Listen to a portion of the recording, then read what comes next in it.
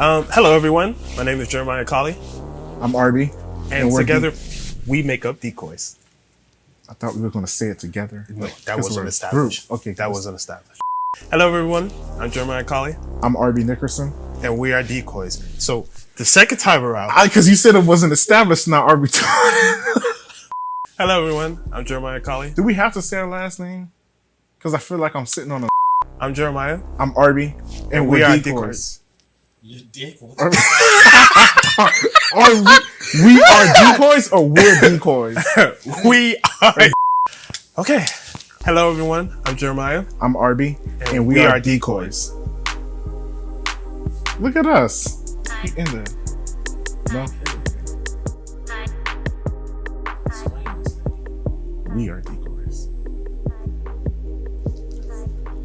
What's that, like a philosophy? Okay, so the name Decoys, it came up when I was watching a Childish Gambino interview. And one thing that he did to get both of those names was he looked up a name generator. So I was like, okay, I'll go on the internet, I'll find a band generator. And we came across a couple of names. We forgot the other names, but the one that stuck out the most to us was Decoys. So we went with that one. Originally, I wanted the Decoys, but Decoys sounded cooler, so Decoys. It fits better on the show. And everybody else does the, and then, you know, like the Strokes, so the blank. Decoys. Yeah.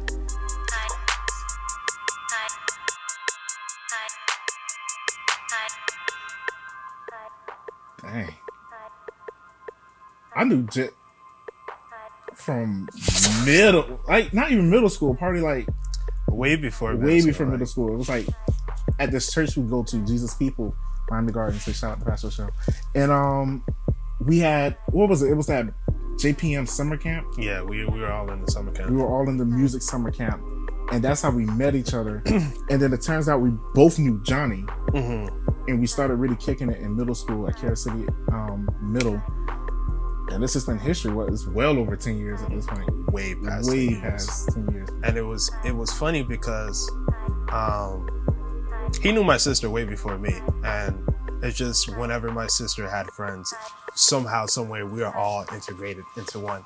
And so he started to become more friendly with me and my siblings and stuff like that. And we started to have conversations about music and stuff like that. And when we kind of agreed that we all had a mutual alignment when it came to music and stuff like that, we started to just make music. We didn't know what the hell we was doing. Well, we just making absolutely nothing. I mean, godly. If we could go back and play some of the old stuff. Let's not. You can see like the slow progression of everybody kind of like just learning their roles and kind of trusting each other and making songs. So,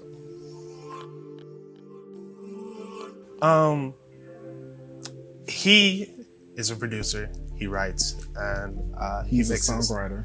I mostly just do songwriting. But he composes vocals real well. Like don't let him fool you. He comes up with some pretty good melodies and hooks. And most of the hooks is him. Most of the stuff is written is him, believe it or not. Technically. So. But I think a good way that, you know, us as a duo, we work together with music, it's kind of a thing of we have to trust each other in our own separate roles. And so I can trust him with producing and he can trust me with lyrics. However, sometimes in certain cases where we're like, okay, maybe that's a little too much, or maybe you need to come back a bit, or he's like, you know, I like where you're going with the lyrics, but let's maybe redo it or like readjust it. And, you know, we listen to each other, and instead of just being like, no, it's going to be my way, forget whatever you said, it's more of a thing of, you know, work together with our skill sets and kind of come together to make and really, it's not even working at this point. Like, Petty is teaching us to like kind of get out of our head and think. So sometimes we can just look at each other and be like, yeah, more 808. And we kind of know out of this. And well over 10 years of doing it, it becomes a feel, and just really mastering the feel instead of trying to master the sound. I think that's what makes us a little more unique.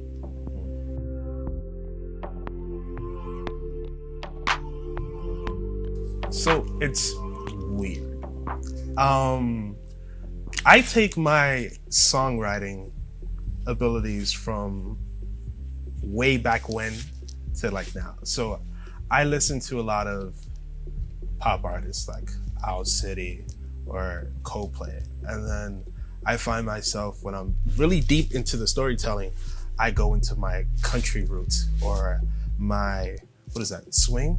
What did Frank Sinatra do? Not swing. Yeah, like swing? big band. Big band, like big Yeah. band. I grew up listening to a lot of big band, and country was something that I slowly got into in high school. And the one thing that I picked up on those artists was the storytelling and the lyrics.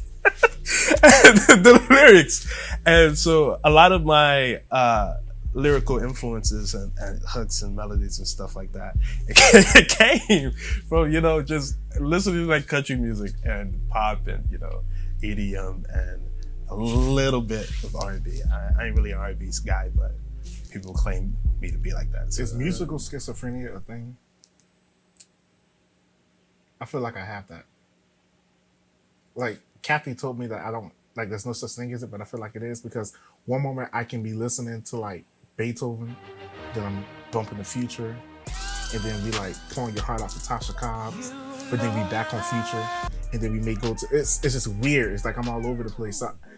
I don't have a set influence, but I think part of my creative experience is just really listening to my favorite records and just being real technical about the stuff that I hear. So if I hear a certain hi-hat roll, I'm like, okay, I like that. I wonder if I can change the time signature on that or just reverse it.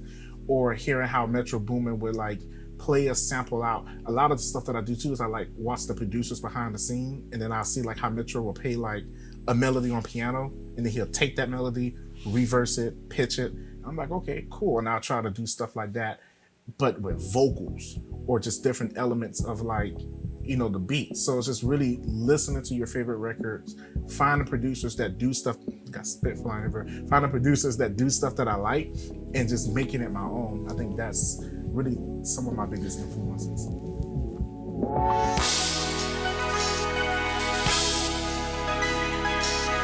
I think artists that I would like to work with locally, we've already been working with her in other aspects, but with music, because she's always bringing it up. Tootie, big shout out to Tootie.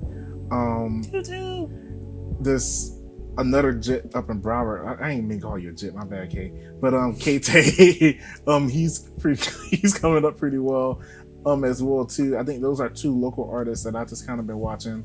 Evo, I definitely want to work with Evo. We've worked with Lil Yellow already with Higher, but I definitely shout out to Lil Yellow. I definitely want to see maybe like a little mini EP out with him. I think those are some of the local artists here that are not getting enough attention that we can kind of work with together and just really build that sound and brand together. Who are some major people? I mean, that's an interesting. It's a good thing that you said all those local people. Yeah. Major, I would say Bruno Mars. Definitely. He is in love with Bruno Mars. Definitely. Definitely. One person. We're not going to show what he's doing behind the camera. We're very Christian, conservative. Well, not conservative brand, right, but yeah, very easygoing brand. Bruno Mars.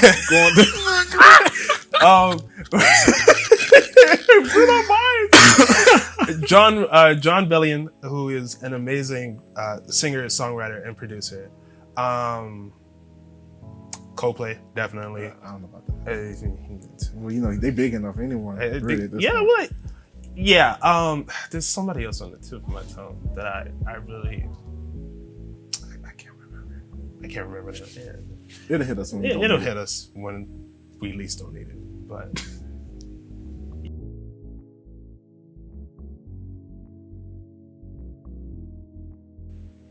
water, Cheez-Its, no shoes. He said things you need. Water, Cheez-Its, no shoes. If you don't need shoes, then that's not a thing you need in the studio. But I need not to have on shoes in the studio. Water. Somebody's not understanding the question. Water, my phone, and... I need my phone for it. I'm writing lyrics on my phone. I'm recording melodies on my phone. I'm doing things on my phone. Well, what he asked you, what you need for the studio, and now I'm answering. My answers make sense. Water, Cheez-Its, and no shoes. If you don't need it, you don't. That shouldn't be a part of the answer. I need not to have on shoes. Answer your part. Anyway, water. my phone, and Don't even know your third. because I can't think of a third. I know. That's what I said. You don't know. I'm not gonna say I don't. Go need ahead. this No, thing. answer the question. The people waiting. Arizona. Such a copycat. Did you mention that? You said Such no a shoes. copycat, bro. You- You cup got of tap. water, so why would I've you never need had Arizona maybe I want something with flavor. with sugar that's gonna mess up your voice while you're trying to record? Maybe Chris will be that's disappointed. maybe that Chris will be session. highly Maybe disappointed. that session is just for writing. Why would you be in the studio just to write? You can write at home. You Because- waste the money. Did we not talk about roles earlier? And my role is melodies and singing. You If can I'm do not- that at home. If we are in the studio, Go ahead, Fatty. we can. What's the next question? That's a dumb answer. No shoes is a That's really a dumb special answer. special answer. But That's a. Go ahead. You're special. Do we get to do this question again? No. Because we was kind of. no. Okay, go ahead. Definitely answered it perfectly. Water in Arizona. 2 liquids for 1 session. You ain't even got no food. You gonna be hungry. No shoes.